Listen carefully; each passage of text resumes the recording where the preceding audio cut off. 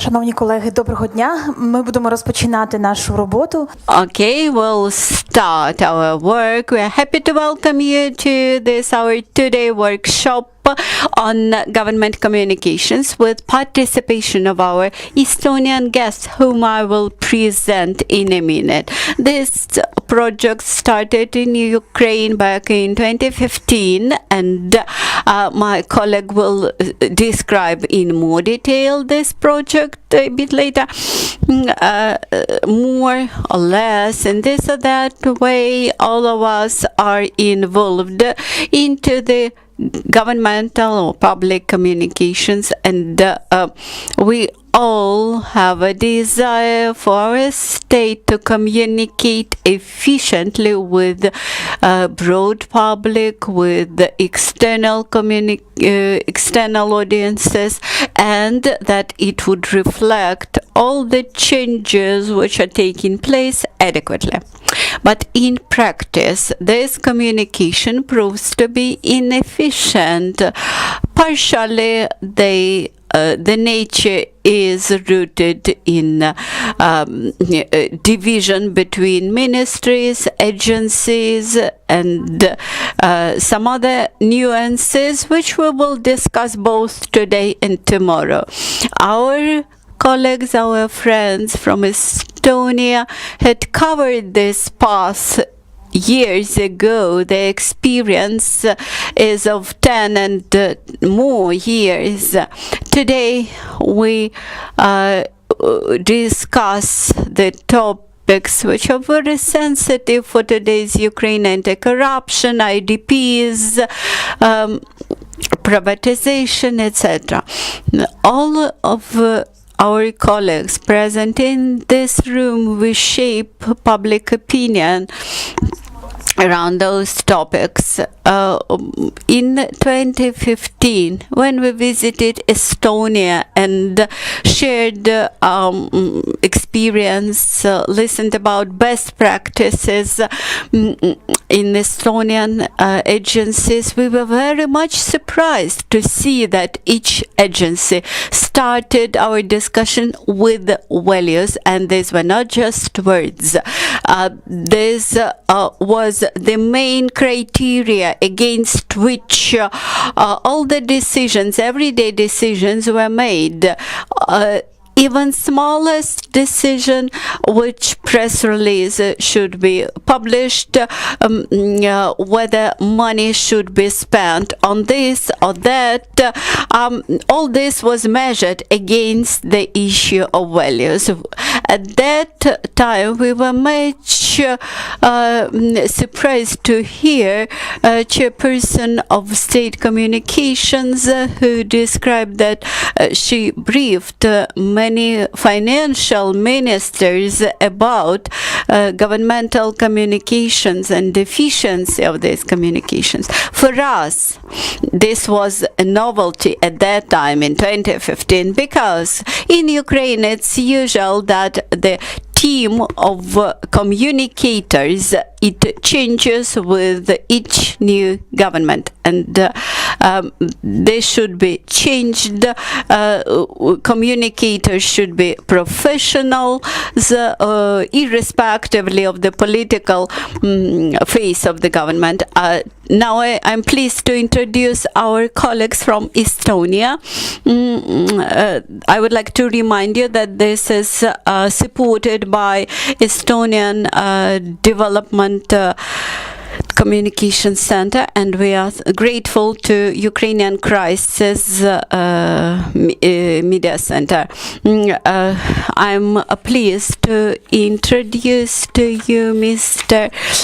Eric Pigel, who has been working in the sphere of communications more than 20 years, and he began his career back in the late 90s when he contributed to the energy reform and communication. Later he worked in Shanghai that's to allow you to feel what questions you may ask him.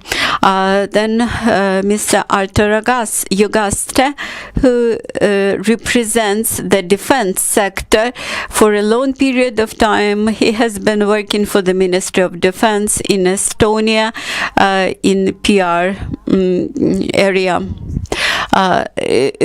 Mr. Jugaste will deliver a workshop after coffee break today. Also today we are happy to have Ms. Kristi Liva with us. She has been working in the brand development, anti-crisis communications, corporate social responsibility, etc. She also used to work for the Estonian government, and tomorrow she will present how to build up coordination between different governmental agencies in the government. Also, let me introduce to you Ms. Anna Balatska, expert in communications from the Republic Strategic Communications Agency. And now about the agenda for these 2 days. Today, after first 40 minutes of introductory part, in a moment I will give the floor to Mr. Erkki Pigel, and he will present his Estonian colleague who left in Estonia, and who will be with us via internet, via Skype.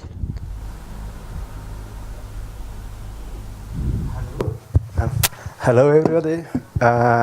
Also from our side, we are very pleased to be here and share our experience to so wide audience here. And a lot of people have asked that, okay, Estonia is a very small country, and what we can really teach to big country like Ukraine? And the answer is very easy. Actually, we are not teaching nobody. It's not a good idea to teach or to teach others countries with other background. We are telling our stories. We are telling what we have done, why we have done, what are our mistakes maybe sometimes. And we really hope that you will find some ideas, some concrete topics or logic what we have used in government communication or in communication overall, and it will be somehow helpful for you also in developing government communication in Ukraine. How our government communication started in Estonia. Actually, we are independent already 27 years, but we can say that organized government communication started only 15 years ago. 2002, 2003, that was the first time when Government Communication Office agreed 9 core values for government communicators. And those values are still the same. That means that all 15 years the core values haven't changed, and they are openness, honesty, responsibility, neutrality, comprehensibility, respect, justifiability, and cooperation.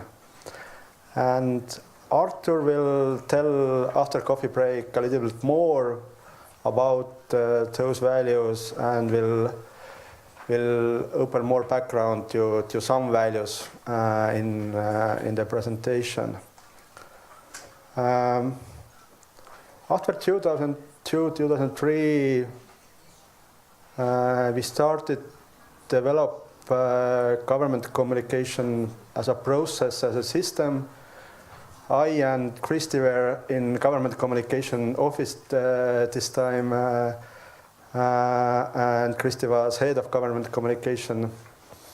And we left 2005 government communication office, but this development haven't stopped. And it 2007, the first handbook of Estonian government communication was published. It's about 100 pages, very concrete handbook for a government communicator, what to do, how to do in different situations. Also, how to be politically neutral, for example, what means different values like openness, also in crisis communication. And the new version of the handbook were published in 2011. And after that, the government communication office started with educating government communication people and developing these values in reality, and started with project Government Communication Academy. It was 4-day seminar outside of Tallinn for 30-35 government communication top officials to learn new things from other European countries. But what is also important, to discuss with each other different topics, to get new friends, to understand what other ministries and agencies are doing in reality, why they are doing. And this coordination and cooperation really has helped our government communication, I think. Our project with Ukraine, our cooperation with Ukraine actually started already 2014, when my partner Martin was asked to be as a foreign advisor in UCMC in May 2014. It was quite a critical time for Ukraine, and Martin was here for 2 months to help and understand maybe a little bit more government communication. And of course, if people are working together, they will get friends, good contacts, and after that we thought that okay, we have good contacts, we have some knowledge, maybe what to present also in Ukraine, and then we started project with USMC in 2015, the first project. We had seminar in Tallinn and seminar here in USMC in the probably November 2015, 3-day seminar. And after that we thought, okay, that was quite successful, and maybe we should do something more. And we started new project with the help of our Minister of Foreign Affairs. And last year, 3 delegation of Ukrainian communication people were in Estonia. One group was from defense policy side, one from judicial sector, and one were parliament communicators. Altogether 11 people were in Tallinn in a week-long study tour or work shadowing program, can say. And after that we thought together with the Republic that okay, but these study visits are of course very, very useful, but there are only 11 people who participated there, and maybe it's possible to to share our knowledge also in some digital form. And as you already planned Portal Rosumilo, then it looked logical that okay, we will try to do some digital materials in videos and presentations what can be shared in broader way in Ukrainian government communicators.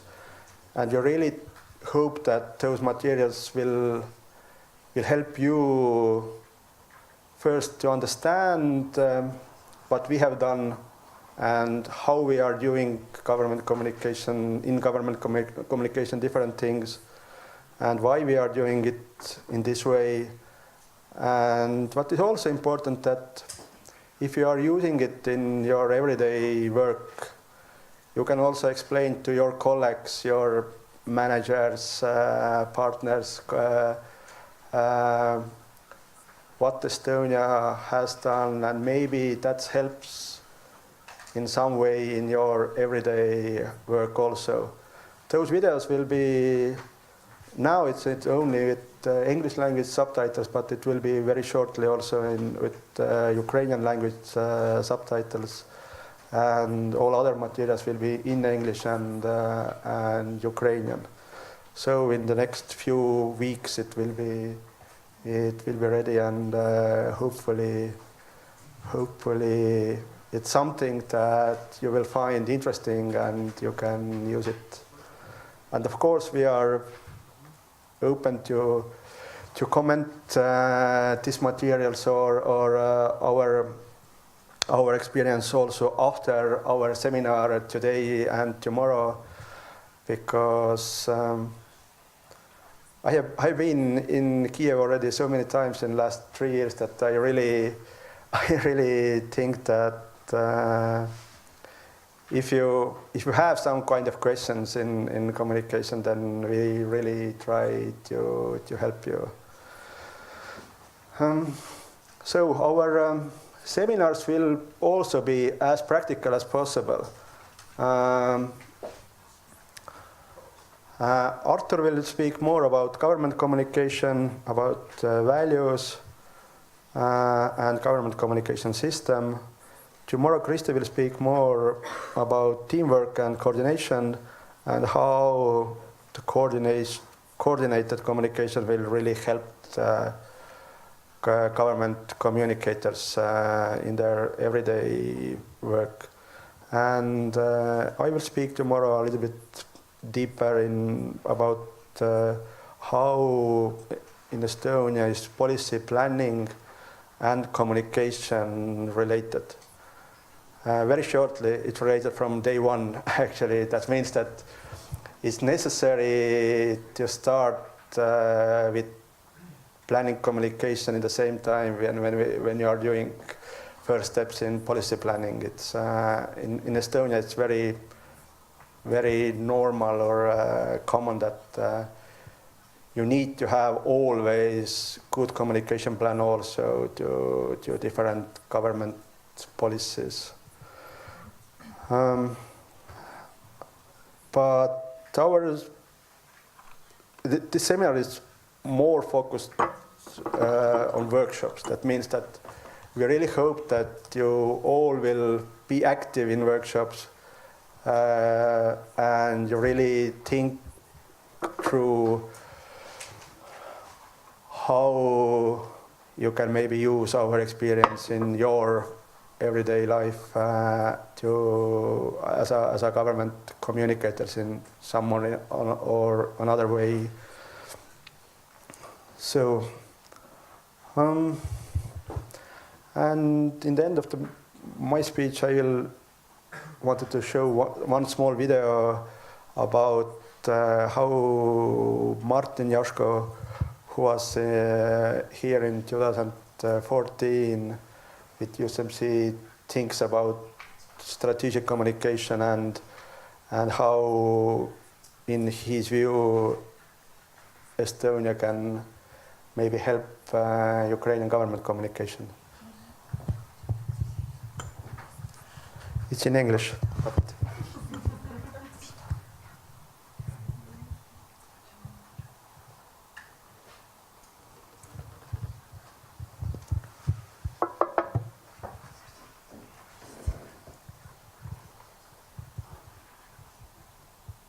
keeruline on anda soovitusi endast 40 korda suuremale rahvale. Küll aga me oleme avatud ja me ei häbene just neid samu vigu ja valesi otsuseid selgitamast. Et alati on teiste vigadest palju parem õppida kui enda omadest. On see siis raske tee, kuidas me oleme jõudnud tänasesse olukorda, kus valitsuskommunikatsioon on rõhutatult apoliitiline. See ei ole tulnud kergelt. Meil on paarikümne aasta jooksul olnud palju vaidlusi, kas ministeeriumi kommunikatsioonijuht ja selle amet sobib kokku parteipoliitilise tööga, kust jooksevad piirid, kes tohib anda kommentaari, kes mitte.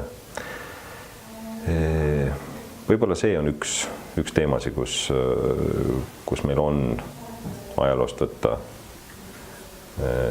häid näiteid. Eestis on päris palju kasutusel kõikvõimalikke e-lahendusi. Süsteemid, andmebaasid on avatud mitte ainult ametnikele, vaid kõigile kodanikele.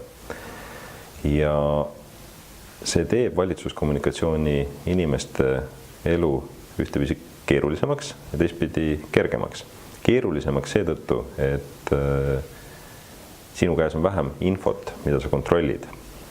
Aga lihtsamaks seetõttu, et jääb ära palju tehnilist tööd ja sa saad keskenduda olulise seletamisele. Ning kogu selle asja juures ei ole vähetähtis ka korruptsiooni ennetamise mõõde. Et mida avatum ja rohkem infot inimestel on käes, seda vähem seda võimalust tekib. Ärge alahinnake kodanikuühiskonna ja meedia võimet sorida heas mõttes nendes andmebaasides. Need toovad välja kõik ebakõlad ja ühiskond muutub palju tervemaks seetõttu. Eesti valitsus on väga avatud valitsus. Samas Eesti valitsuse istungid on kinnised ja inglastel on üks väga hea ütlemine, et you can have a government or you can have an open government. Me oleme lähtunud sellest, et me parem omame valitsust. Valitsuse istungid peavad olema küll läbipaistvad, aga nendel peab säilima ministritele võimalus teemasi arutada, avameelselt arutada ja seda ei ole võimalik teha kaamerate ees. Küll aga, mida valitsuskommunikatsioon ja kogu meie avatud süsteem tagab, on, et alusmaterjal, eelnõud on enne istungile minekut tükk aega avalikkusele ja meediale kättesaadavad. Valitsuse istungil ei tule üllatavaid teemaarenguid. Kohe, kui valitsus on istungil otsuse teinud, piltlikult mõnikümmend sekund hiljem teab sellest meedia. Aga kuidas siis, kui valitsuse istungid on kinnised? Kommunikatsiooni inimene saadab selle kohta teate välja. Ja olukorras, kus kogu alusinfo on varasemast meediale juba teada, siis ongi puudu vaid see otsus, kas seda toetati või mitte, või kas sinna tehti muudatusi. Ja seeläbi on kogu protsess hästi avatud, samas jäetud valitsusele piisavalt diskreetsust nende üle arutleda.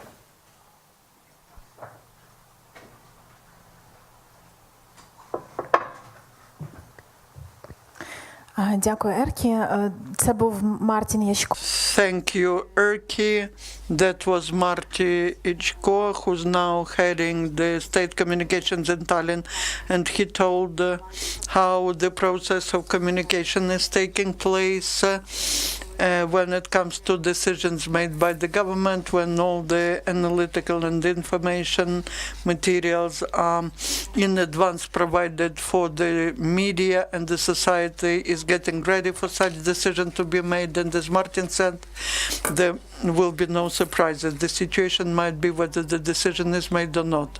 And in advance, media and the society, they are looking forward to seeing this decision, but the discussion itself is taking place off records. About this and other examples of how communication is built in the government, we will discuss it later today, but now I would like to give the floor to Anna Balatska, and she will tell you about the resource that Erki mentioned, which is called Understood, and which you will have recently online. Then we'll have a small break, and then we'll proceed with the practical work with our Estonian colleagues. Thank you. Basically, as to our project Zrozumilo, which we're implementing together with our Estonian colleagues, we probably need to start from our regular why question, why we decided to implement the project and why we call it Zrozumilo, Understood. The name itself is our philosophy. On the one hand, we would like, after you see all the materials, so that you understand what it is about. For communicators who work in the state sector and non-commercial sector, many things about how to communicate with the audience, how to communicate about important things will become more clear. And the things with which you may have difficulties now, I hope will become easier. And another target is the audience should understand better what you want to explain. So Zrozumilo is what we are planning to launch in April. That's the first online platform for those who communicate in the state sector. We will a little later show how the portal will look like, but these are tips and tricks, some practical pieces of advice from all spheres of communication. And what we would like to put there, that's not an online course. These are the hints which you will be able to use during your work. Like you have some crisis situation, and you can look at the special section in the site and you will see what I can do. Then we are trying to do it practical. You have a need to launch the new site, or you have the need to understand how to create social networks, and you enter the section where there are templates. We try to develop maximum number of templates which you may use in the future. Also, we expect that we will be able to get permanent support from our experts, and there's an option on the website. Each of you can address experts of the project, and you can give advice on what you are interested in. And also another section will be the exchange of experience, or the best cases exchange, and maybe one of your cases will draw attention to you. We will show how the site will look like, and you will see, and we will explain how to use this portal. While we launch the video, I would like to mention that now we are adding up to the database, and we are also putting together a section on your experience. So we ask you during these 2 days, please think about your success cases which you implemented. Please send them to us, and we hope that we will put them on our portal. So we see the starting page of our website. the screen will demonstrate, that will have an instruction on how to use the portal and the website. You see the main sections where our content is placed. There are 9 main ones, main components of communication. You see crisis communication and what instruments could be selected. Then if you go to a specific section, there you will see topics. Every topic is divided into topics. Every section is divided into topics, and you will see how much time it will take. There is a specific topic which is split into parts, and you will see how much time will this topic need. Also in this section you will see what are the templates there, and you'll be able to download them from the page. Also in the first version of the website, we introduced the option of testing. You can check whether you really learned everything, and there's an option to check yourself and to have the test, to pass the test. You see how the templates will be downloaded, and basically after the test you can share your results with your colleagues. And I would like to mention that now we are introducing the first draft of the website, but there will be also the option of getting certificate. So we want, so that it's interesting for you to study, so that it's interactive. Also, talking about the option Ask the Expert. We have 5 experts. We will have more of them, and depending on what specifically you need, you will be able to address a certain expert, and then within few days the expert will come back with an answer. We are planning to launch in a couple of weeks, and we encourage you to think and share your success cases so that it inspires your colleagues, and we will put your best cases on our website. Now you can sign up to the news if you go to zrozumila.com.ua, and you can send the cases to this address that you see on this page, nam@zrozumila.com.ua. Thank you, Anya. As you see, the clearness and the accessibility is one of the values of communication that Erke mentioned, and this is basically the basis of this information educational portal. Now, colleagues, if at that stage you have questions to Erke, please ask them. If not, then we'll make a small coffee break, and then we'll continue our work in the format of a workshop.